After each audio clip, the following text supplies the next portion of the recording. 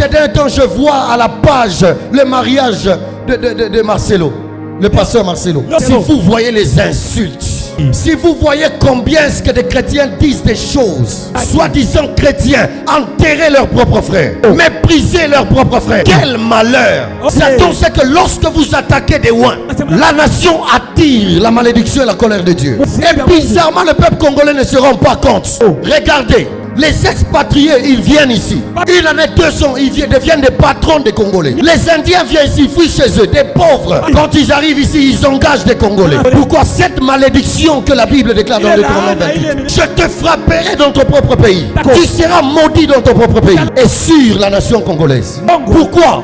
Parce que nous nous moquons des hommes de Dieu. Nous nous moquons des oins de Dieu. Et c'est quoi? Satan a empoisonné le cœur des êtres humains. La foi te permettra de ne pas se moquer des autres. Le bouclier te permettra de garder ton cœur. Protéger les oins. Écoutez-moi, je vais vous dire une chose. Aujourd'hui, tu es fort.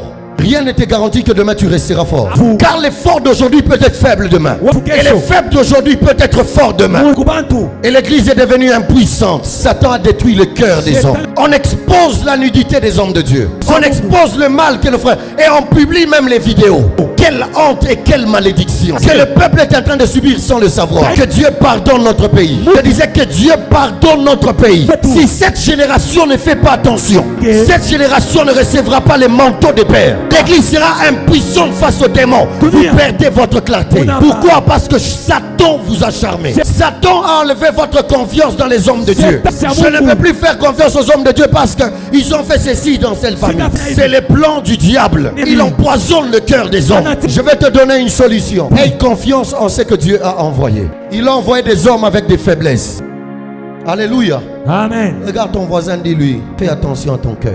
Et je veux réprimander ceux qui ont l'habitude dans ta maison, les frères et les sœurs, viennent pour critiquer les oins de Dieu. Sache que la malédiction est sur ta maison. C'est dans ta maison où on critique les oins de Dieu. Sache que la malédiction est sur ta maison. Arrêtez ces choses. Il y a des gens des fois qui viennent présenter les mal des hommes de Dieu. On dirait que eux sont bien plus que les autres. C'est le charme de l'ennemi. Il te fait montrer le mal de l'autre, mais ne te présente pas ces mal. Il est écrit, qui es-tu toi qui juges un serviteur d'autrui? Dieu aussi te jugera. Toi qui as la poutre dans ton œil, tu juges celui qui a une paille. C'est dans ce siècle où je vois un petit orgueilleux qui n'a pas d'expérience, qui insulte les gloires, surtout avec les réseaux sociaux.